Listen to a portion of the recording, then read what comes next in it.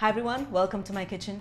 Today I'm going to be making three of my most favorite dishes, which is the Vegetable Sambar made from freshly ground sambar masala, urlakaranga roast, which is a potato roast, and carrot badam payasam or the carrot badam kheer.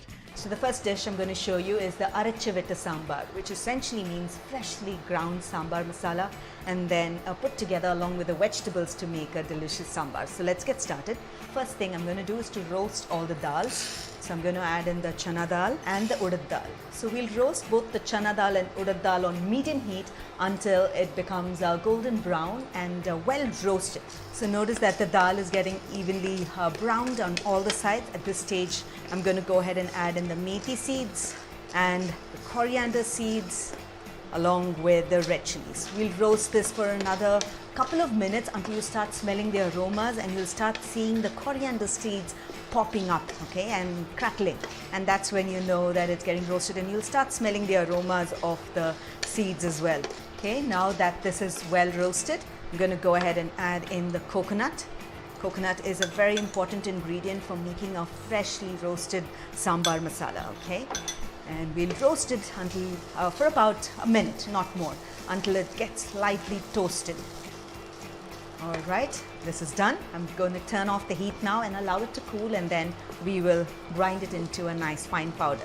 We'll add the cooled roasted ingredients into the mixer grinder. A small jar or chutney jar will work great. And without adding any water, we'll blend it to make a coarse powder. The Bajaj mixer grinder has a NutriPro feature which helps retain the nutritional content of the ingredients while grinding, similar to a seal butter, also known as the ammi kallu. Alright, this looks just perfect, how a freshly ground sambar powder should look, and I can already smell the aromas coming through. Great, so now let's start putting our sambar together. So now to cook the sambar, first thing I'm going to do is to cook the vegetables, and to a pressure cooker add in the onions. These are sambar onions, also known as the baby onions. I've just halved them, and some of them are small, you add them whole. And I've got some vegetables here, which is carrot, mooli, which is radish, capsicum and tomatoes, all diced. Okay, so I'm just going to add lots of vegetables. My mother always added lots of vegetables to the sambar, and I've got the same habit. And I'm going to add in the tamarind water, the freshly made tamarind water, which I'm just going to add it in. Then I'm going to add in the turmeric powder, salt to taste, and a freshly ground sambar powder. This looks good. I'm just going to go ahead and give this a mix and then pressure cook it for about 2 whistles and then turn off the heat. I'm ready to open the pressure cooker. And that looks just perfect, and all the vegetables are just cooked perfectly, and it smells beautiful.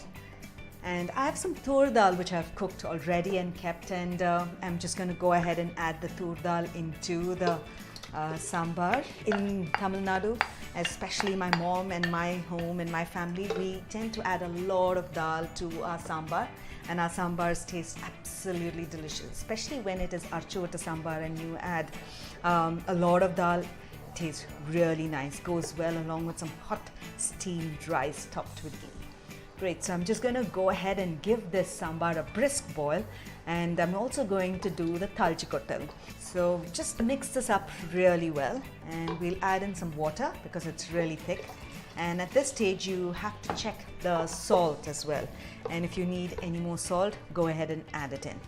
Great, so this looks good. I'm just going to give it a brisk boil, and in the meanwhile, while it is boiling, I'm going to make the tadka. So for the talchikotal, which is the tadka, into a pan add in the sesame oil, also known as the gingerly oil. Yes, we add gingerly oil. You can also add coconut oil as well. And if you don't have any of these oils, you can use regular oil which you have at home. I'm going to add in the mustard seeds and allow it to crackle. And once the mustard seeds are crackling, we'll add in the hing, also known as the perungayam or the asafoetida, and we'll tear in the curry leaves, and that's it. So I'm just going to go ahead and turn off the heat and add this to the sambar, and after that, lots of coriander leaves. So the sambar has been boiling while we were preparing the tadka, and we'll allow it to boil for another 3 to 4 minutes. And while it is simmering, it's good to add in the talchikotal. Just give it a stir, and this looks great. I can smell the aromas of the Archana Sambar. And finally, lots of coriander leaves because that's going to heighten the taste of the Archana Sambar. All right, this is done. So sambar is ready. I'm just going to go ahead and transfer it to a serving bowl.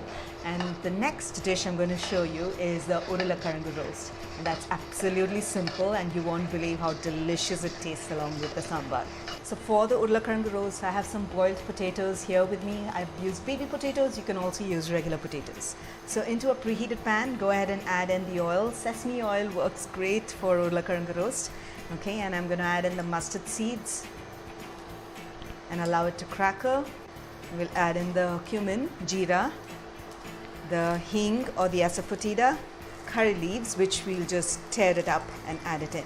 Just give this a stir and allow the seeds to crackle and for the curry leaves to turn lightly crisp, but it's going to get crisper while it's roasted with the potatoes. Great. To this, I'm just going to go ahead and add in the potatoes. And we're going to roast them until it becomes golden brown and crisp and it's got a nice crust on the top. Also going to go ahead and add in the salt in the initial stage, and then towards the end we'll sprinkle a little bit more salt. So notice halfway through the process it's got a nice crust on the top and some of the potatoes has got a good golden color. At this stage I'm just going to go ahead and add in my remaining ingredients, which is just turmeric powder and red chili powder. And if you wish, at this stage you can also add more hing, that is perengayam, which will add to a delicious taste too. Great, and just a little bit more salt. Potatoes taken a little extra salt as they keep roasting, so just give it a taste and then add it in.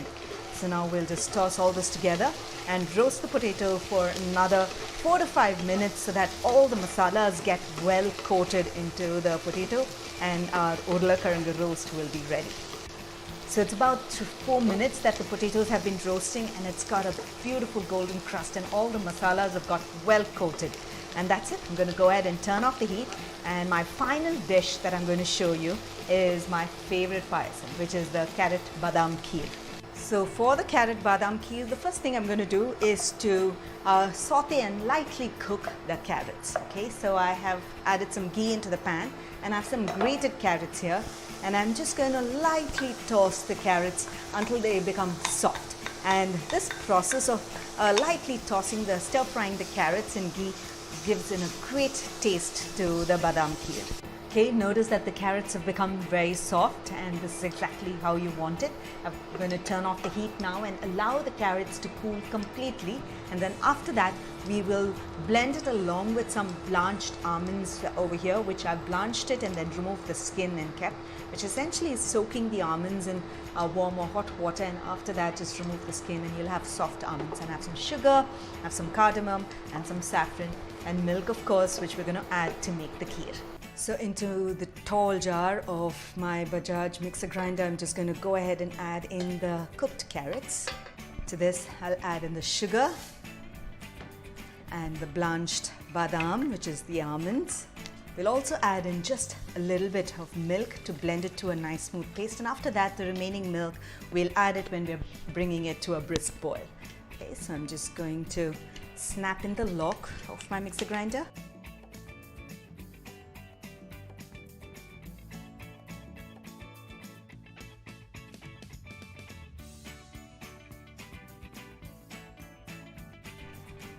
Alright, this looks just perfect. It's ground beautifully. Now my next step is to transfer it to a saucepan and bring it to a brisk boil. So we'll pour the carrot badam kheer into the saucepan, add the remaining milk, and you can add more or less milk. So as we keep boiling and as it sort of rests after boiling, the badam milk tends to thicken up. So that's when you actually decide whether you want to have it thick or you want to have it nice and thin. So if you would like it thinner, then you can add more milk. Great, so I'm just going to add in the cardamom powder and a few strands of saffron. Great, and we'll give it a stir and then bring it to a brisk boil for about a minute and turn off the heat. So isn't this really wonderful? I simply enjoyed making this delicious meal, brought me memories back from my childhood. So do give this meal a try of Archana Sambar, Urlakaranga roast, a carrot badam kheer served along with some papad and curd makes a delicious, wholesome as well as a simple meal. So when you do, don't forget to take a snapshot of it and tag us across all your social channels, and I would love to hear from you. So until then, until next time, happy cooking and healthy eating.